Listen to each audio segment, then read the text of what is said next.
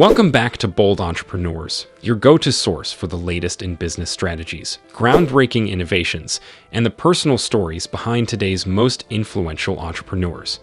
And today we're diving into a topic that's been making waves across the business and sports worlds alike: Mark Cuban's unexpected sale of the Dallas Mavericks. If you're new here, make sure to hit that subscribe button and ring the notification bell so you don't miss out on any future episodes where we break down the moves of the world's boldest entrepreneurs. Mark Cuban, the face of the Dallas Mavericks. To truly understand the significance of Mark Cuban selling a majority stake in the Dallas Mavericks, we first need to look at the man himself and his journey with the team. Cuban isn't just a typical sports franchise owner. He's been a central figure in the NBA since he purchased the Mavericks back in 2000 for $285 million. Under his leadership, the Mavericks transformed from one of the worst teams in professional sports during the 1990s to an NBA powerhouse. Cuban's approach was hands-on and personal. Unlike many other NBA owners who preferred to stay in the background, Cuban was always courtside, often mingling with fans, passionately reacting to plays, and even getting into disputes with referees. His intense passion for the game was contagious, and it wasn't long before the Mavericks secured their first NBA championship in 2011, a historic moment that solidified Cuban's status as not just an owner, but a true fan of the sport. Fast forward to 2023, and the Mavericks were once again in the spotlight, making a deep playoff run, just 4 wins away from a return to the NBA Finals. But despite his continued involvement with the team, something significant had changed. Cuban was no longer the majority owner. This brings us to the burning question: why did he decide to sell? The surprising sale to the Adelson family. In late 2023, Mark Cuban made headlines when he sold 73% of the Dallas Mavericks to Miriam Adelson for an astonishing $3.5 billion. The Adelson family, well known for their Las Vegas Sands empire, became the new majority owners of the Mavericks, with Miriam's son-in-law, Patrick Dumont, taking over as the team's governor and control person. This wasn't just any ordinary sale.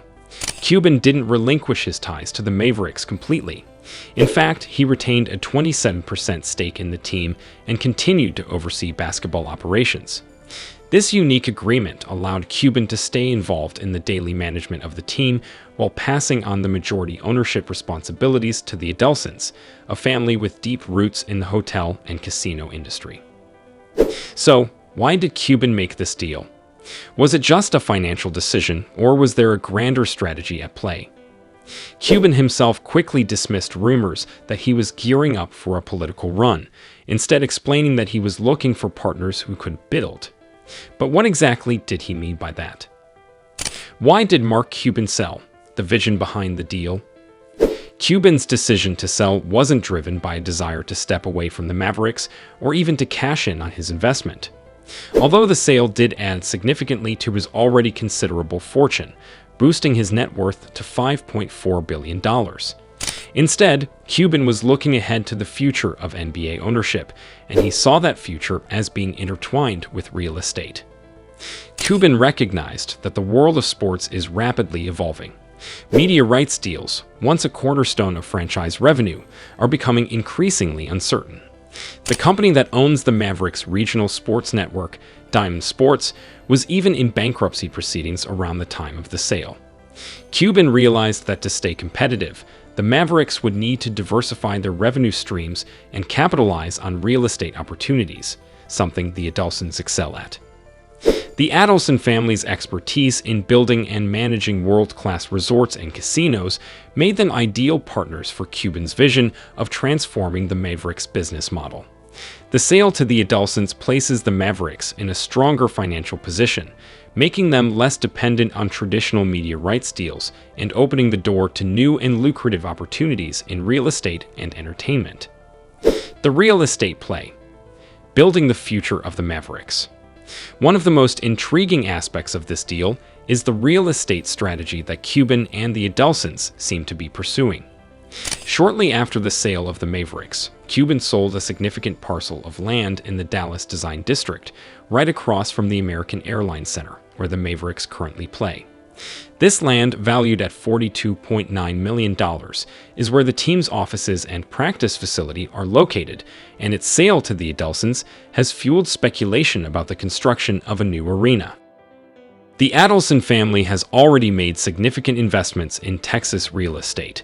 They purchased over 200 acres of land in Irving, Texas, near the former site of Texas Stadium, where the Dallas Cowboys once played.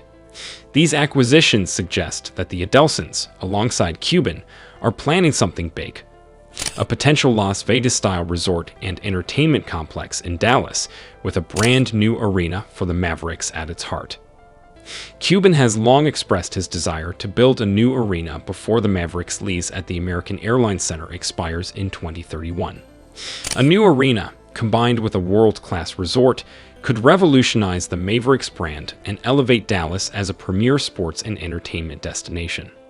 It's a bold move, but one that aligns perfectly with Cuban's reputation as a forward-thinking entrepreneur, Cuban's ongoing role, and the future of the Mavericks. Despite no longer being the majority owner, Mark Cuban isn't stepping away from the Mavericks.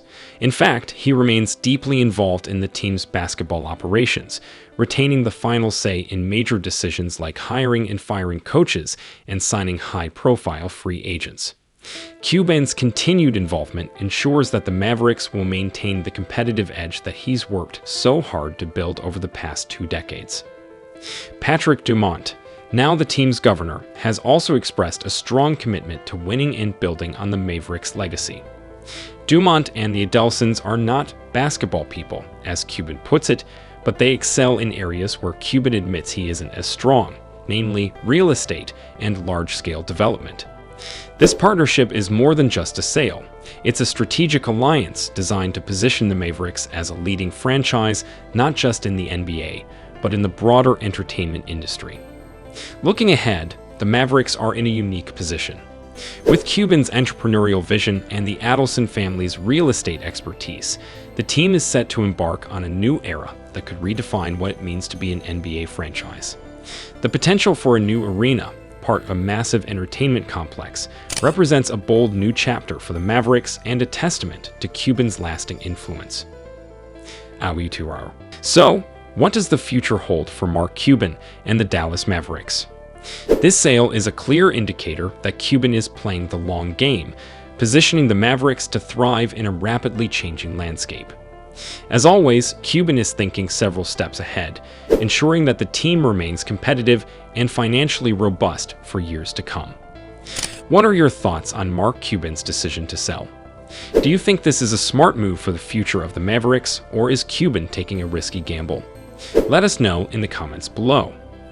Thanks for tuning in to Bold Entrepreneurs, where we break down the strategies and stories of the world's most successful business minds. If you enjoyed this video, be sure to hit the like button, share with your network, and subscribe for more insights into the bold moves shaping the future of business. And remember, in the world of entrepreneurship, fortune favors the bold.